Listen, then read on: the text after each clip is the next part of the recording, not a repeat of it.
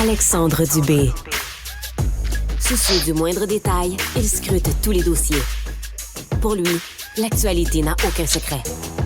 Cube Radio. Non, y a-tu juste moi qui comprends pas la signalisation du stationnement sur la rue à Montréal? Je vais vous faire une confidence, là. Depuis que j'anime l'épisode du matin à Cube, j'ai 2 contraventions de stationnement à mon palmarès en 7 semaines, pour un total de 180 $. C'est toujours sur Berry. Ça doit être moi le problème. C'est sûr que c'est moi le problème, là. Bon. La première fois, pour vous situer, je chargeais mon véhicule électrique et les 3 pancartes installées sur le même poteau disaient une chose et son contraire. Mais ça doit être moi le problème.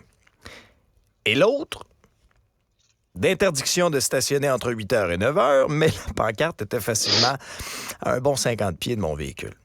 Ça doit être moi qui n'est pas assez attentif. Je peux pas croire que c'est par manque de clarté.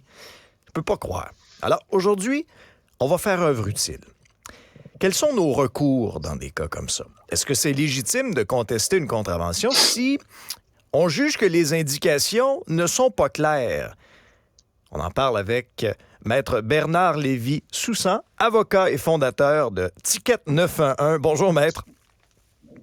Bon matin, M. Dubé. Alors, dites-moi, est-ce que le téléphone sonne souvent? Est-ce qu'il y a plusieurs personnes qui contestent de plus en plus leur billet d'infraction?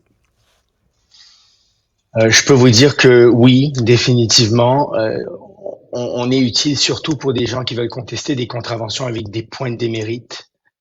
Parce que dans votre cas, c'est malheureux, mais il n'y a pas de points. Donc, ça va coûter plus cher d'engager un professionnel pour contester un ticket de stationnement que de le faire vous-même. Et une des problématiques, c'est que les gens, ils finissent par se dire, écoute, je vais pas perdre une demi-journée de travail pour aller contester un ticket de 60, 80, dans votre cas, c'est un peu plus dispendieux. Et je vais le payer, et, même si la signalisation n'est pas adéquate. Mais c'est surtout le principe derrière ça, Maître. Puis de manière générale, les motifs pour contestation, est-ce qu'en tête de liste, il y a le manque de clarté de la signalisation ou parfois la signalisation contradictoire? Définitivement.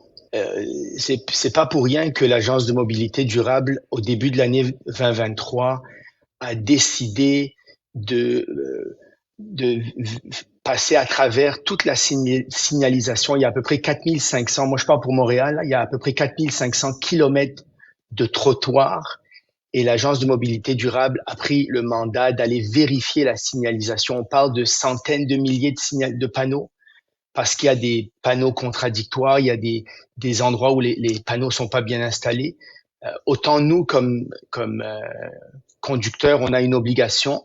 Les municipalités, le gouvernement a l'obligation de placer la signalisation aux bons endroits. Mais c'est quoi les règles? Et elle a des règles Maître? À suivre. Oui, mais c'est quoi les règles, Maître, justement? Là? Est-ce que c'est normal qu'on soit obligé de marcher 50, 60 pieds pour voir la pancarte s'il y a une interdiction de se stationner entre telle heure et telle heure sur un tronçon?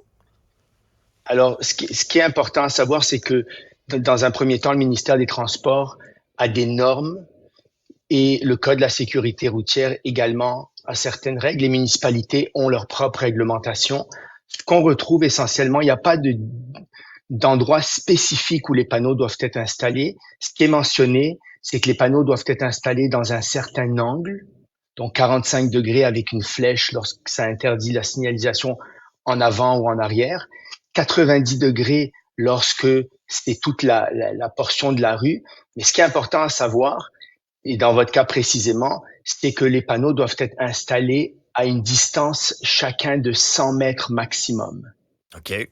Donc, dans votre cas, là, je sais pas, mais si, par exemple, un individu prend le tournant d'un coin de rue et se stationne immédiatement au coin de la rue, il n'y a pas de panneau, ben, est-ce qu'il a à marcher plus que 100 mètres? Si c'est le cas, ben, c'est un problème. Ouais. Et à ce moment-là, ça peut être un motif de contestation. Absolument. Et lorsqu'on se retrouve... Le problème... Oui, allez-y, Maître. Le problème de panneaux contradictoires, il y en a énormément. Vous m'avez envoyé une photo, effectivement, le panneau où on voit pas de parking pour la recharge. Je sais pas si vous pouvez la montrer, mais on va le décrire. On voit le pas de panneau. Ouais, on va le décrire aux gens. Donc, ça, c'est sur Berry. Il faut vraiment le faire. Donc, sur un des panneaux, ça dit, par exemple, interdiction de se stationner entre 6 heures et 7 heures de avril jusqu'à décembre. Et là, sur le même poteau, Absolument. là, il y a un autre panneau, un deuxième panneau qui dit interdiction de se stationner, mais c'est permis pour les voitures électriques. Maître, c'est quoi la stratégie des municipalités de nous compliquer la vie comme ça? Ouais. Ce qui nous est enseigné par les tribunaux, c'est que les panneaux doivent être clairs. Il ne faut pas qu'il y ait de confusion. Et dans l'exemple que vous me donnez, ça porte à confusion. Je dois m'arrêter, je dois penser, je dois réfléchir et me dire est-ce que je peux pas? Il y a une interdiction, mais il y a une permission. Alors, c'est tout à fait problématique, j'en conviens. Est-ce qu'on a un problème à Montréal?